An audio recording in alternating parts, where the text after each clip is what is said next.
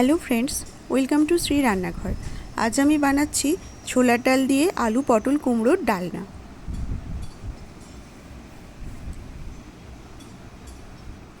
এর জন্য আমি আলু পটল কুমড়ো কেটে ভালো করে ধুয়ে নিয়েছি।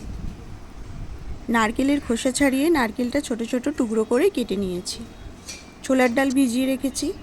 এবার কড়াইতে সর্ষের তেল দিয়ে 5 ফোড়ন আর শুকনো লঙ্কা দিয়ে দিলাম, একটু তেজপাতা দিয়ে দিলাম। লঙ্কাটা ভাজা হয়ে যেতে আমি দিয়ে দেব আলু।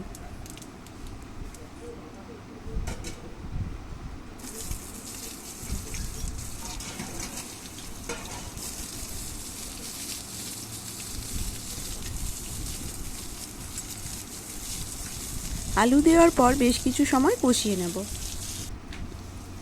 এরপর আমি দিয়ে দিচ্ছি পরিমাণ মতো নুন আর একটু হলুদ গুঁড়ো।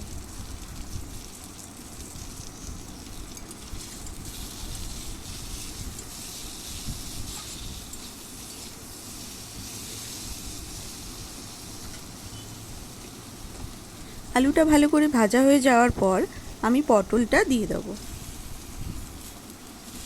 কুমড়োটাও একই সাথে দিয়ে দিচ্ছি। এবার ঢাকা দিয়ে সবজিটা ভালো করে কষিয়ে নেব।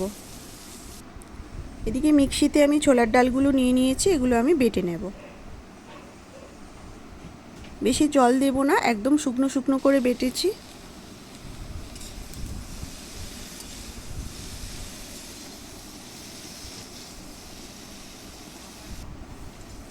সবজিগুলো ভালো করে ভাজা হয়ে গিয়েছে। এখন আমি যে নারকেলটা ছিল সেটা দিয়ে দিলাম।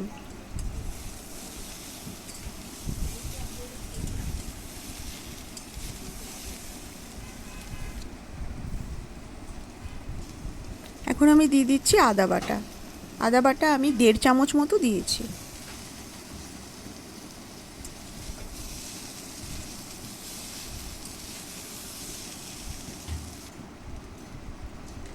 দিয়ে দিচ্ছি ছোলার ডাল বাটা।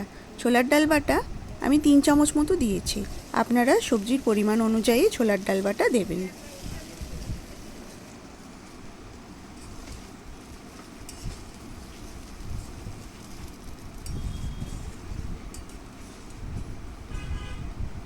ভালো করে ডালের সাথে মশলা ভালো করে কষিয়ে নেব। এরপর আমি দিয়ে দিচ্ছি জল।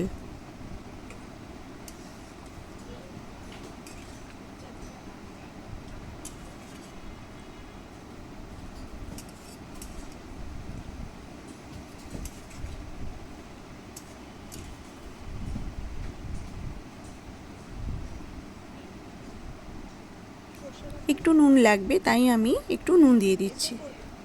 এবার ঢাকা দিয়ে আমি সবজিটা ফুটিয়ে নেব। সমস্ত সবজি সেদ্ধ হয়ে গিয়েছে। আলু পটল কুমড়ো ভালোভাবে সেদ্ধ হয়ে গিয়েছে।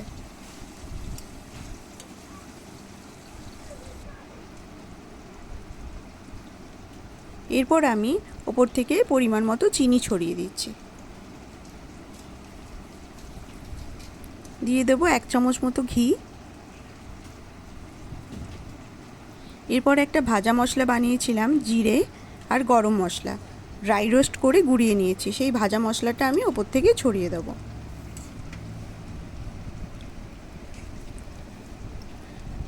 আলু পটলের ডালনা একদম রেডি হয়ে গিয়েছে। এবার আমি এটা একটা বাটির মধ্যে ঢেলে নিয়েছি। তো বন্ধুরা, আজকে রেসিপিটা কেমন লাগলো অবশ্যই কমেন্ট করে জানাবেন। ভালো লাগলে প্লিজ আমার চ্যানেলটি সাবস্ক্রাইব করবেন। Thank you.